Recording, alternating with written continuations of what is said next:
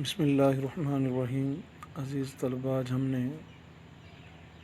میر تقی میر کی لکھی ہوئی غزل اس کے 3 اشعار کی تشریح پڑھنی ہے۔ میر تقی میر بلا شک و شبہ غزل کے بادشاہ ہیں۔ شعر نمبر 1 کی تشریح ہے۔ میر غزل کے بادشاہ ہیں، ان کی غزل میں خلوص، درد و غم اور ترنم پایا جاتا ہے۔ بیان کی روانی اور سادگی ان کی غزل کی نمایاں خوبی ہے۔ ان کی ہر بات دل پر اثر کرتی ہے۔ اس شعر میں شاعر نے انسان کے فانی ہونے کی تصویر کھینچی ہے۔ وہ کہتا ہے کہ انسان کی زندگی ناپائیدار ہے، کسی سانس کا کوئی بھروسہ نہیں۔ دنیا میں انسان کی حیثیت بلبلے سے زیادہ نہیں۔ جیسے پانی کی سطح پر کوئی بلبلہ ابھرتا اور آن کی آن ختم ہو جاتا ہے، اسی طرح انسان بھی اس دنیا میں آتا ہے، برسوں زندگی گزارتا ہے اور خود کو بڑی چیز سمجھتا ہے، لیکن جو ہی اس کی موت واقع ہوتی ہے، اس کی اہمیت یوں ختم ہو جاتی ہے جیسے وہ کبھی تھا ہی نہیں، اور اس کا نام و نشان تک مٹ جاتا ہے۔ بقول شاعر ہوا کے دوش پر رکھے ہوئے چراغ ہیں ہم، جو بجھ گئے تو ہوا سے شکایتیں کیسی۔ اس دنیا کی رونق اور گہما گہمی محض دھوکہ فریب نظر ہے۔ ہماری خواہشات ہمیں دنیا سے محبت کرنے کی ترغیب دیتی ہیں، مگر یہ دنیا ایک دھوکے کی جگہ ہے، ایک نمائش، ایک دکھاوا ہے۔ ہم اپنی خواہشات کے پیچھے بھاگتے ہیں اور کچھ ہاتھ نہیں آتا۔ دنیا کی ہوس انسان کو آخر سے گمراہ کرتی ہے، لیکن ایک سمجھدار انسان اس عارضی زندگی کو امتحان سمجھتا ہے اور فانی دنیا سے دھوکہ نہیں کھاتا، بلکہ اسے آخرت کی کھیتی سمجھ کر اس میں ایسے عمل کرتا ہے جن کا فائدہ اسے آخرت میں مل سکے۔ بقول شاعر نہیں جمتا کسی کا نقش اس دنیا فانی میں، حباب آسا مٹا ابھرا جو بحر زندگانی میں۔ شعر نمبر 2 تشریح۔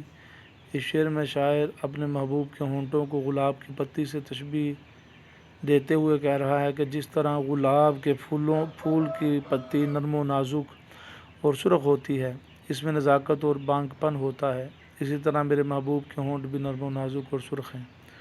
بقول شاعر اگر شرر رہے تو بڑکے، جو پھول ہے تو کھلے، طرح طرح کی طلب تیرے رنگ و بو سے ہے۔ شاعر اپنے محبوب کے ہونٹوں کو پھول کی پتی قرار دیتے ہوئے کہتا ہے کہ میرا محبوب جب بھی بات کرتا ہے تو اس کے الفاظ میرے کانوں میں رس گھولتے ہیں۔ اس کی باتیں گلاب کی پتیوں جیسی نرم و نازک ہیں، اس میں کسی قسم کی تلخی شامل نہیں۔ رنگ باتیں کریں اور باتوں سے خوشبو آئے۔ شعر نمبر 3 تشریح۔ شاعر نے اس شعر میں زندگی کے متعلق ایک فلسفیانہ خیال پیش کیا ہے کہ زندگی کو سمجھنے کے لیے بصیرت سے کام لینا چاہیے۔ زندگی کی حقیقت ایک خواب سے زیادہ نہیں۔ ہم اس دنیا میں تھوڑی دیر کے لیے آتے ہیں اور اس دنیا میں آ کر زندگی کا مقصد بھول جاتے ہیں۔ یہ دنیا عارضی ٹھکانہ ہے، لیکن ہم اس دنیا میں گم ہو کر رہ جاتے ہیں اور ہمیں اپنی ابدی اور مستقل زندگی کی بالکل پرواہ نہیں، حالانکہ دنیا کی زندگی خواب کی طرح پلک جھپکتے ہی ختم ہو جائے گی۔ اگر ہم اس دنیا میں اللہ تعالیٰ کے احکامات کو بھول کر عیش و عشرت میں پڑے رہے تو پھر ہمیں دوسری دنیا میں مشکلات کا سامنا کرنا پڑے گا۔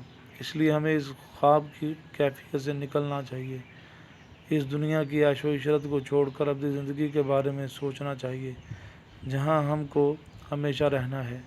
ہمیں اپنے اندر کے انسان کو بیدار کرنا چاہیے تاکہ ہم اپنی اخروی زندگی میں کامیاب ہو سکیں۔ بقول شاعر کیا چیتنے کا فائدہ جب شیپ میں چیتا، سونے کا وقت آیا تو بیدار ہوا میں۔